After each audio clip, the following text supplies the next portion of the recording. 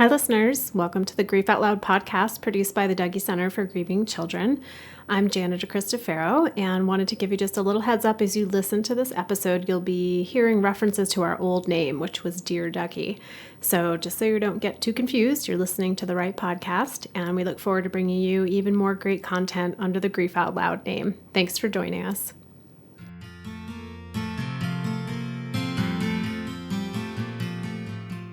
Hello, everybody. Welcome to another episode of the Dear Dougie podcast, and it is produced by the Dougie Center for Grieving Children in Portland, Oregon, and I am Brendan Connolly. And I'm Janet Cristofero. Thank you for joining us. After over 30 years of listening to the stories of grieving children, teens, and adults who come through our program, we wanted to find a way to share what we've learned from them with the larger community.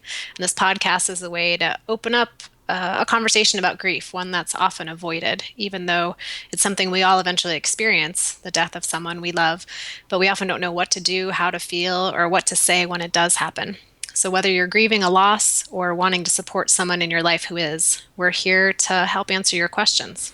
Yeah, and today we have, we're kind of aggregating a few similar questions from the community, and it's really the bigger topic, I guess, is kind of where did everybody go, and the feelings of loss you experience beyond the actual death that occurred. It's kind of secondary losses that come with grief. And the questions we heard are, why is it so common for communication to lessen with your family and your close friends, or strengthen after a mutual loss, and why is it easier to connect with strangers? And one question in particular, in the listener asks, in my family we don't talk about the person, and how do I know if I can bring it up, and how do I bring it up? What do you think, Jana? Yeah. All questions that we hear so often, and I'm really grateful for people sending those in so we can talk about it, because oftentimes when we think someone dies, there's the loss of the person, the loss of our relationship.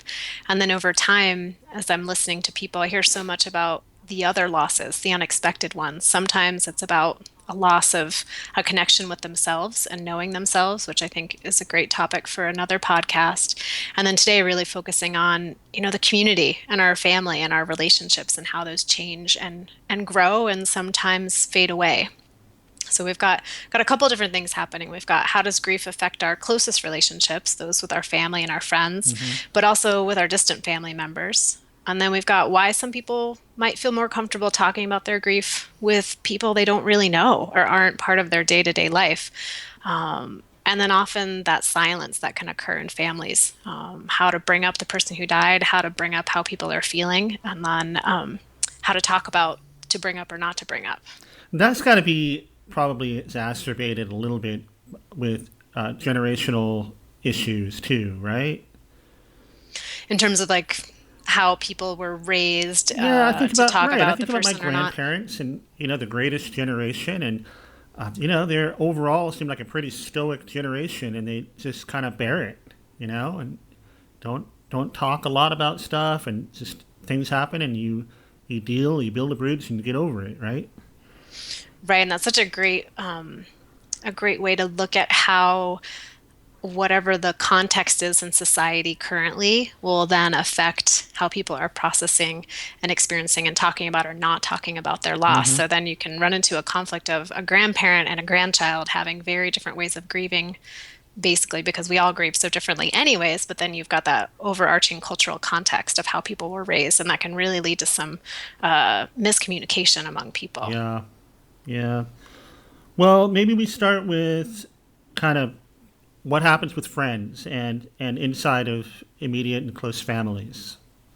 Right. Yeah, no, it's a great place to start. And from what we hear is knowing that when we've experienced a death, that some people will know how to show up and be able to show up, and some people won't know, but they'll show up anyways. Yeah. And then there's others who might fade away. And what I've heard over the years is the people who show up sometimes are the ones people were least likely to expect, and the ones they most expected to show up were the ones that faded away. So that can lead to a lot of confusion. Like my best friend My mom died, and my best friend, who I went to every day for something, suddenly stopped contacting me. And then my distant cousin, who I never had a relationship with, now is emailing me all the time, and we have a great relationship.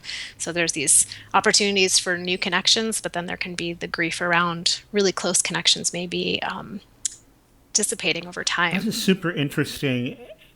And the fact that you've heard it a lot is, I guess, instructive. But I don't understand that entirely. I mean, that surely that can't be attributed entirely to just individual circumstances. Like everybody's best friend stops talking to them for their own personal individual reason, right? Is there something you can learn from the phenomenon as a whole? Like a general concept Yeah, underneath like it. what's are people scared? Or what is it? Well, I mean, I think I'd start with saying like not everyone's best friend is going to disappear, Yeah, that's good. but for when that is happening, my sense of it, when the people you're closest to, when you have a harder time connecting with them, there can be a couple of things going on. One, you have such a close emotional connection that sometimes if you're going through a hard time, say you're grieving, and you reach out to your close friend who cares so much about Hmm. you, it might be really hard for them to stay present with you when you're talking about such a difficult thing because they want you to be okay. Yeah, When you meet a new acquaintance or a stranger who doesn't have that same investment in your relationship, they may have a little bit more emotional space to give you to have a hard time. So that's an interesting that's contradiction. really interesting. It's almost like the love gets in the way. Exactly. For Yeah, some people that way. yeah. And then for other people, like within a friendship, maybe the person who dies was the connector. Mm-hmm. So I know in my own group of friends this summer, we had a very close person die, and they're realizing who I was connected to because of that person. And once that person died, we didn't really have as much in common as we thought because the thing we had in common is no longer here. Yeah, yeah, that makes sense. Yep. All right. So that can be part of it. The other thing I think about is that, we think about right when somebody dies, there's like a flood of support and offers for help and cards and emails and flowers and food showing up. Mm-hmm. All this stuff is happening right at the beginning, which is very helpful. And oftentimes the person who's grieving in is a complete daze, right? So they sort of remember people calling, and then some weeks go by, a month goes by, and they sort of come to from that daze. And that's oftentimes right when the support starts to fade away. And so if you're out there and you're listening and you're someone who wants to know how to support someone who's grieving, put something in your calendar for like a month later, 2 months later to then show up That's because the really person. helpful. Yeah, I was going to ask about, I know you can't say specifically a date, a time frame that works for everybody, but I've got grieving friends right now, and that occurs to me. We've stepped up and helped out a little bit in the immediate term, in the near term, but I wonder about that. Some of it is step away for a bit because we're not family and let them, kind of huddle and take care of themselves. But then when do you get back in touch? I know it's hard to put it in the calendar, but I would say about a month is a great time to check back in again. Maybe check in once a week, maybe check in every 2 weeks. Yeah, And then planning further down the road of making note of when the anniversary is of when the person died or the 6 month anniversary. Those are great times to do a specific check-in about that with somebody. and this may be another episode altogether, actually, about what to say when you check in. We did have an episode recently about what alternatives to saying "I'm sorry for your loss." But when you're calling your friend or family and checking in, what are, I imagine some folks might find it stilted and awkward at first and not know what to say. Right. So looking for a little bit more of a script for Yeah, how do I check in? yeah, And a lot of that, you're going to want to go back to what's your relationship with that person yeah. and what's the context of your connection, and making a lot of space for people to respond and not to respond. So, if you are checking in with people, you may preempt your check-in with, "Hey, I'm going to text you every couple days and it's totally okay if you don't respond, Yeah, but I'm just going to keep texting. yeah. And if at a point you want me to stop texting, please feel free to say that." So then the person has so much freedom of a lot of people say there were so many calls and so many texts, and sometimes I don't know what to say, so I just don't Yep. respond. But I like waking up and seeing, people reaching out to me. I have done that in the past, at least with a text, and said super sad for you. I just want you to know we heard, and no need to respond. We'll catch you later. Hmm. Uh, And that can give people a lot of freedom to know that they're supported, but there's no requirement to respond or to make you feel better too, right? So we're right. trying to give a lot of space for that. Yeah, and we did talk about that sense of having to console the person who didn't experience the loss, having the griever having to console someone else, or at least feeling that way, depending on what's being said. Yeah. Hmm. All right. Two other things I want to mention about this of like, why does the communication get stronger or does it dissipate over time is to keep in mind because everyone grieves differently. Some people are really private about their grief and some people are going to be big talkers about their Yeah. grief. And so you kind of have to sort that out that some people are going to do their processing and they're integrating more silently. And maybe what they really want is just a chance to go out and do something and not have to talk about their grief too. So you can ask people questions like that. Would it be helpful to just go out and see a movie Go or, for a you know, hike or something. yeah, Yeah. what's feeling good? And you can talk about it, but if you don't want to, that's okay. There's no pressure to talk about this with me. Yeah, that's a great idea. And let them lead it. Let them take the And then lead. Yeah. the other thing that comes to mind is particularly within families, and I hear this a lot with kids and teens and young adults, is how the family reconfigures after the person dies. And so much of that hinges on what was the role the person who died played in the family. A lot of times we hear is, the person, my mom who died, she was the sun and we were all the planets just revolving around her. And now that she's not here, we don't know what to do. Where's our kind of gravitational pull? Mm, Was it grandma who always hosted the family and holiday events? And now that grandma's died, the family's scrambling to figure out who's going to host what. yeah. So there's a lot of things around that can be helpful to talk openly about. Like, hey, I'm realizing that, you know, mom was always the one that got the birthday cards and remembered everybody's graduation dates. Like, how do we want to split that up as a family? Man, that's super interesting. I would not have thought of that, and I think I probably would have I'd just fall into new normal, whatever, whatever happens is what happens. And I wouldn't have considered explicitly talking about those things that person brought to the table and what they did for the family and how are we going to fill the hole and should we and when and all that. Right. And even if we don't get to a place of making a solid plan, like you take Thanksgiving and I'll take, whatever holiday it is, Yeah. sometimes just acknowledging that to say, hey, like your mom was the one who really kept us in communication. Right. So say there's another parent and a couple of siblings and everybody talked to mom and mom relayed all the information Right. to everybody else. And like, whoa, we've never actually had a conversation one-on-one on the phone before. This is weird. Yeah. And then you go from there and Yeah. recognizing there can be that additional sadness of, I don't really know my dad Yeah. one-on-one. We had to figure that out. Yeah. And then that leads us to the place of sometimes the communication and the connection gets even stronger after somebody dies. And there's a lot of opportunities to connect with people in your friendship circle and with your family that maybe you haven't before. And now that there's this opening to do that. Mm-hmm. Man, that's a lot to think about. So that on top of just missing the person who died, there's all these other layers going on. Yeah, man, that's a lot to think about. All right.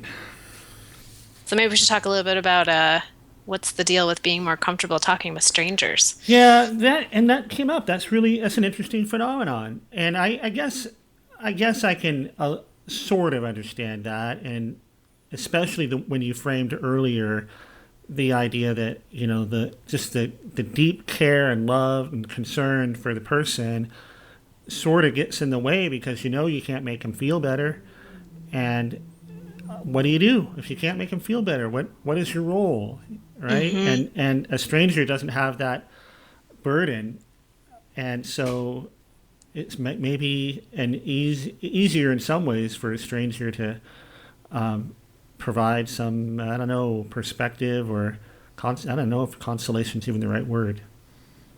Well, there might just be this reassurance of being able to speak so openly about your grief with someone who didn't know the person who died, Yeah. doesn't know your family, doesn't have an investment in how things go from here. And so maybe you can share with a stranger or the people in a grief support group or friends who aren't connected to your particular circle, things that you don't feel comfortable saying to other people. Yeah. Like, I'm actually kind of mad at this. I wish my family had given me more information. Maybe you're not in a place where you want to share that with your family, but when you can talk to someone else, there's some opening for yourself there to be like, yeah, that's true. I guess I am kind of mad about that. Yeah. Yeah. And there's probably, that makes me think of the long time, almost like an onion, of the layers of an onion in a relationship. And, I know my mom and dad and I have long histories, and we just have these little triggers that, we can say to each other, and it's not helpful always. And there's not that with a stranger, right? Exactly, right. And if you've ever noticed, like if you're trying to talk to your family or to your kids or someone you're really close with, there can almost be this electrical Yeah. charge where you thought it was something pretty neutral to say, but you try to say it to someone you're close to, and suddenly you're like, I can't speak. I'm totally overwhelmed with emotion. Yeah. And that can sometimes you can get a break from that talking with strangers. Yeah. And that, with kids and teens, that comes up so much. I ask them, like, how do you guys talk about this in your family? And they're like, we don't. We don't want to see mom get upset. And that's not to say that mom is supposed to hide her feelings from her kids, but just to have some understanding of that might be why kids and teens aren't bringing it up as much at home because it feels uncomfortable. Is that an element of the success behind Dougie Center groups? I know that a big portion is just the normalization and being in a room full of people with a similar experience. But is there also a sense of this stranger? I don't what do we call it? But the sense of the stranger that has no immediate connection to your particular loss.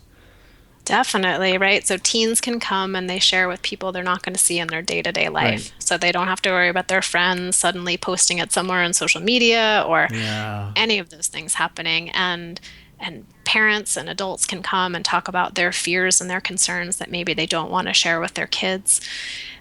So it gives them both elements, both parties, some space to talk more about what's going on for them. And the part that always cracks me up in group is when we meet with the kids and the kids are talking, dad did this and mom loved to do this and I wonder about this. And then we meet up later with the volunteers who have been with the adults. And the adults say, I'm so concerned, Johnny never says anything about his dad. And I'm like, really? Because Johnny talked for a good 20 minutes about his dad in group.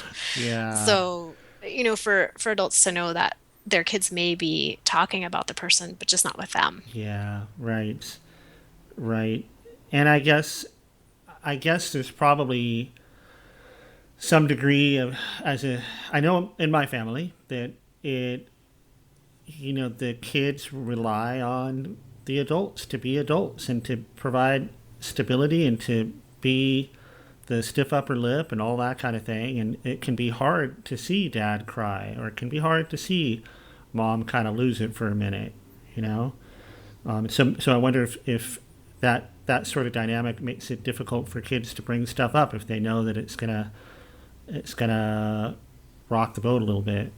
Yeah, it's this interesting catch 22, and I think there's things that adults can definitely do in that moment. And the catch 22 is kids who say, I don't see anybody being upset about dad dying, so maybe I'm the only one who cares. Yeah. And then the other side, like, I brought it up, and then my brother and my sister started crying, and it was super uncomfortable. Yeah. Right? So, Yeah. so it's confusing. The teens are like, we want to know that people care as much as we do, but then we're super uncomfortable when we see some visible representation of that. So I think there's some of that element of like that discomfort's just going to happen. Yeah. But with adults, what they can say to kids is, I'm crying because I really miss your brother right now, but it's okay. I'm still going to be able to make dinner and I'm still going to take you to school in the morning. And it's not your fault that I'm crying because you brought up your brother. Yeah. And it's okay. I just cry sometimes and that's just what happens. Yep. Yep. Hey, I'm keeping an eye on the time here, and let's talk a little bit about why families kind of just clam up. Why they might go radio silent Yeah. about the death and Yeah. that question. So I think part of what we just talked about, of people feeling uncomfortable, not knowing what to say, maybe not wanting to bring it up because, somebody doesn't look sad, and then maybe I'll make them sad if I bring it up. And just to remind people that if you're thinking about the person who died and somebody was really close to that person, they're probably already thinking about them. Yep. So it's not like you're going to remind them of something they've forgotten about. And most people say they really appreciate when people ask about the person who died, share the name of the person who died, just tell stories, memories, things like that. So just kind of keeping that in the background is a good guideline.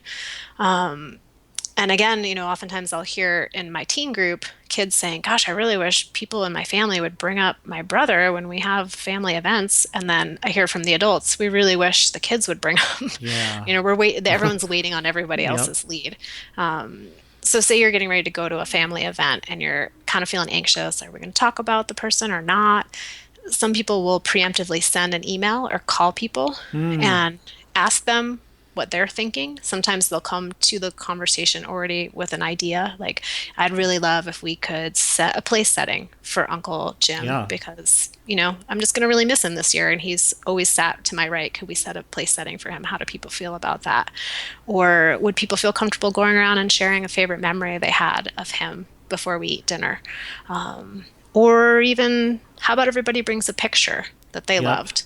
And we can make a picture story together, and that way we'll get to collectively remember him. So there's a lot of different things people can do. Yeah, those are great ideas. So again, you're saying that there's no real wrong or right way for people to go through this, and if it's more comfortable to talk to strangers, that's okay. And think of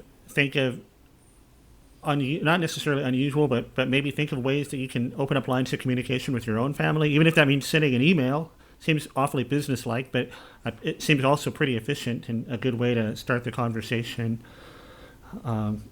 Yeah, there's different ways to think about doing that. And, one final story is just from a teen and her mom who they were having a hard time talking in person. It was the dad who died. And so what they decided to do was to get a special journal. And they would each write in the journal and pass it back and forth to one another, sharing memories and thoughts and feelings about their dad.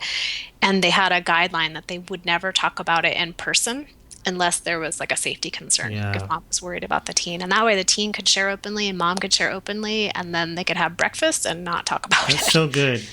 So good. Well, listeners, there's been a lot of tips. We've kind of cranked through a lot of good information here as we pick Jenna's brain about this stuff. We're going to put these things in the show notes, so you can visit dougie.org/podcast and look for episode number 5.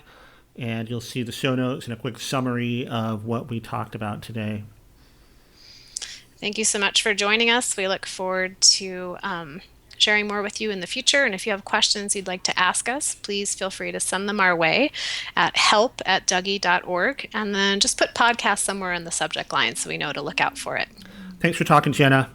Thanks, Brennan. Talk to you next week. Thanks for listening.